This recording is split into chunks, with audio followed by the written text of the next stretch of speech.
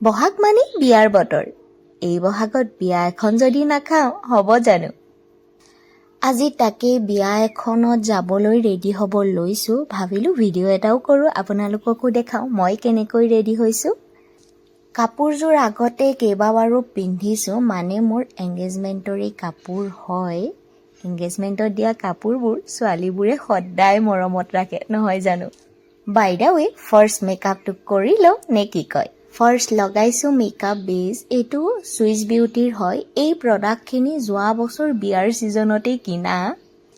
আচলতে এইবোৰ daily use কৰা নহয় যে, বহুত দিন যায়। চুলিখিনিয়ে দিগদাৰ দি থকাত হেয়াৰ বেণ্ডডাল লগাই ল'লোঁ আৰু এতিয়া লগাম ফাউণ্ডেশ্যন। ফাউণ্ডেশ্যনখিনি মিলাবলৈ মই আকৌ ব্লেণ্ডাৰ বা ব্ৰাছ ইউজ নকৰোঁ, হাতকেইখনেই কাফি। ফাউণ্ডেশ্যনখিনি ভালদৰে নিমিলিলে বৰ বেয়া দেখি। গতিকে কেমেৰাত চাই চাই মিলোৱাতকৈ মই আইনাত চাই চাই মিলাই লৈছোঁ, যাতে ভালদৰে মিলি যায়। আৰু now it's time for eye makeup. First এইটো লগাই লৈছোঁ। এইটো লগালে চকুৰ কিনাৰখিনি ড্ৰাই টাইপৰ ফিলিংছটো একদম নাহে, লগতে আনইভেন স্কিন টোনটো সমান কৰি দিয়ে। দেন এতিয়া লগাম আই শ্বেডো। অলপ বেছিকৈ লগাই লৈছোঁ, বিয়া যেতিয়া ধুনীয়া লাগিব নহয় জানো? এতিয়া লগাম আইলাইনাৰ। মই এইটো আইনা চাই চাই লগাইছোঁ, কাৰণ মই বহুত পাতলাকৈ লগাওঁ। বেছি ডাঠকৈ লগালে কিবা চকুকেইটা টেলেকা টেলেকা লাগে মোৰ। দেন অলপ কাজল এপ্লাই কৰি ব্ৰাউন কালাৰ আইশ্বেডো দি অলপ ব্ৰাছ কৰি লৈছোঁ। এনেকৈ কৰিলে কাজলটো বিয়পি নাহে। আইব্ৰ'কেইডাল ভালদৰে ব্ৰাছ কৰি লৈছোঁ। মোৰ আকৌ আইব্ৰ'কেইডাল বহুত পাতল, চ' অলপ আঁকিব লগাত পৰোঁ। দেখিছেনে দুইডাল আইব্ৰ' মাজত কিমানখিনি গেপ আছে। যি কি নহওক ওঠৰ মেকআপটো কৰি লওঁ। মোৰ পিছে এটা লিপষ্টিকৰ কালাৰ কেতিয়াও ভাল নালাগে। দুটা তিনিটা মিক্স কৰি লগোৱাৰ পিছতো কিবা এটা ছেটিছফাই হৈ নাযাওঁ, কিয় জানো? লিপষ্টিকৰ কালাৰত মই সদায় কনফিউজ, কোনটো কালাৰে মোক ভাল লাগিব। বাই দ্য ৱে, এতিয়া আৰু ব্লাছাৰ হাইলাইটাৰ এইবোৰ ইমান লগাই নাথাকোঁ। কমপ্লিট মেকআপটো হৈছে বুলি ভাবোঁতেই মনত পৰিল মাস্কাৰাটো লগোৱা নাই, চ' সেইটো অলপ এপ্লাই কৰি ল'লোঁ। নাও কাপোৰ পিন্ধি I am ready. Mekhela chador পিন্ধিলে অৱশ্যে সকলো ছোৱালীকে ধুনীয়া দেখি। পিছে মোক কেনেকুৱা লাগিছে আপোনালোকে জনাবলৈ নাপাহৰিব দেই। This is my final look.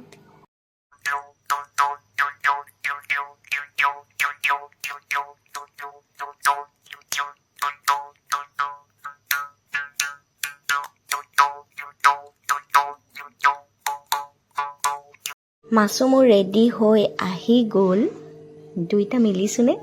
লাগিছোনে একদম পাভ যোৰা টাইপ? বাই দ্য ৱে, দেৰি নকৰি আমি ওলাই দিলোঁ, কাৰণ বিয়া আছে ডিব্ৰুগড়ত। যোৰহাটৰ পৰা ডিব্ৰুগড় পাওঁতে অকণমানতো টাইম লাগিব নহয় জানো? অকণমান নহয়, অলপ টাইম লাগিব, ভালদৰে লাগিব। ৰাস্তাবোৰ চাওকচোন ইমান ধুনীয়া। আমাৰ অসমখন কিন্তু সঁচাকৈয়ে ধুনীয়া। আমিবোৰেহে তাক ধুনীয়াকৈ নাৰাখোঁ, য'তে ত'তে বস্তুবোৰ পেলাই লেতেৰা কৰি পেলাওঁ। সঁচাকৈ আমাৰ অসমখনৰ প্ৰাকৃতিক সৌন্দৰ্য কিন্তু সঁচাই মানিবলগীয়া। এতিয়া পিছে অলপ বিৰতিৰ সময়, যিহেতু বহুদূৰ বাট, মাজত টি ব্ৰেক এটাৰ প্ৰয়োজন হ'ল। মাছুম আকৌ কামতহে লাগিছে। ৱৰ্ক ফ্ৰম হোম হোৱাৰ পৰা তেওঁৰ আকৌ ৱৰ্ক ফ্ৰম য'তে ত'তে, যেতিয়াই সুবিধা পায় তেতিয়াই লেপটপটো খুলি বহি লয়। আমি ৰৈছিলোঁ আবেলি ৰিজৰ্টত। এইখনত ডিব্ৰুগড় যেতিয়াই আহোঁ তেতিয়াই আমাৰ ৰোৱাই হয়। খালি চাহ বা কফিয়ে খোৱা হয় আৰু ৱাছৰুম যোৱা হয়। দুইটাই একাপ একাপ কফি খাই পুনৰ যাত্ৰা আৰম্ভ। সেউজী অসমৰ সেউজীয়াখিনিৰ মাজে মাজে ইমান ধুনীয়া ভিউ চাওকচোন সন্মুখৰ পিনে। লাহে লাহে সেউজীয়া অসমখনক আন্ধাৰে চানি ধৰিছে আৰু ফাইনেলি বিয়া পালোহি। কাৰ বিয়া আছিল কোৱাই নাই নহয়। মাছুমৰ লগৰ এগৰাকীৰ বিয়া আছিল, নামটো অৰ্পিতা। মই পিছে আজি ফাৰ্ষ্ট লগ পাইছোঁ দেই। জুচৰ কাউণ্টাৰটোত গৈ মাছুমে সুধিলেগৈ কি কি আছে, বাট আমি ফুড ট্ৰলিখনৰ পৰাহে জুচ এটা ল'লোঁ। মাছুমে ব্লু কালাৰ ল'লে, ল'ৰা যে, মই পিংক কালাৰ। ষ্টাৰ্টাৰ কাউণ্টাৰটোত সোমালোঁ, বাট আমি গোটেইবোৰ ট্ৰাই নকৰিলোঁ কাৰণ বহুত বেছি আইটেম আছিল। এইবোৰ খাই থাকিলে মেইন কোৰ্চ খাবলৈ নহ'বগৈ আৰু তাতে আমি ৰিটাৰ্ণো হ'ব লগা আছে। গতিকে বেছি দেৰি নকৰি আমি সোমাই দিলোঁ মেইন কোৰ্চৰ কাউণ্টাৰত। আজি বিয়াত পিছে মাছুমৰ লগৰ কেইবাজনকো লগ পালোঁ। ভাল লাগিল চবকে লগ পাই। কাকো ভিডিঅ' নকৰিলোঁ দেই। ফটো কেইখনেই দি দিলোঁ আৰু। উভতাৰ পথত সন্মুখৰ ৰাস্তাটো যদিও জয়াল যেন লাগিছে, বাট দিনত বিৰাট ধুনীয়া লাগিল হয়। ৰাস্তাৰ কিনাৰে কিনাৰে ওখ ওখ গছ, ছাইডত এয়া চব চাহ বাগান। মাছুমৰ লগৰ এজনক ট্ৰেইন ষ্টেচনত ড্ৰপ কৰিবলৈ আছিল, গতিকে এইটো ৰাস্তাৰে আহিলোঁ। মোৰ পিছে বিৰাট ভাল লাগিছে। ঘৰ আহি পাওঁ মানে ৰাতি 12:30। গতিকে নেক্সট ডে হৈ গ'ল। আজিলৈ বাই বাই।